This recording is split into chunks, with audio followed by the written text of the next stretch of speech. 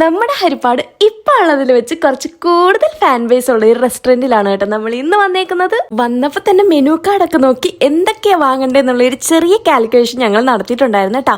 ഇവിടുത്തെ ഒരു സ്പെഷ്യൽ ആയിട്ടാണ് ഈ കാണുന്ന ബീഫ് പെരട്ട്.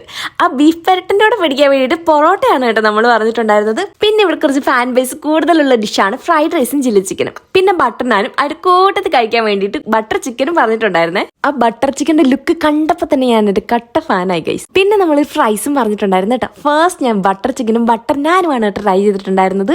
ഒന്നും പറയാനില്ല ഗൈസ്, അടിപൊളി ടേസ്റ്റ് ആയിരുന്നു കേട്ടോ. അതിൻ്റെ ഒരു ക്രീമി ലുക്ക് കണ്ടപ്പോൾ തന്നെ എനിക്ക് മനസ്സിലായിട്ടുണ്ടായിരുന്നു ഇതൊരു വെടിച്ചില്ല നൈറ്റും ആണെന്ന്. പിന്നെ നമ്മൾ അവിടുന്ന് ട്രൈ ചെയ്തിട്ടുണ്ടായിരുന്നത് പൊറോട്ടയും ഈ കാണുന്ന ബീഫ് പെരട്ടുമാണ് കേട്ടോ. സ്പൈസിനെസ് ഒക്കെ ഇഷ്ടപ്പെടുന്നവർക്ക് മസ്റ്റ് ട്രൈ ആണ്. അടിപൊളി ടേസ്റ്റ് ആണ് കേട്ടോ. ആ ബീഫൊക്കെ നല്ല അലുവ കഷ്ണം പോലെ ഇരിക്കായിരുന്നു ഗൈസ്, ഒന്നും പറയാനില്ല. പിന്നെ നെക്സ്റ്റ് എൻ്റെ ഫേവറേറ്റ് ഐറ്റം ആയിട്ടുള്ള ഫ്രൈഡ് റൈസും ചില്ലി ചിക്കനാണ് കേട്ടോ പറഞ്ഞിട്ടുണ്ടായിരുന്നത്.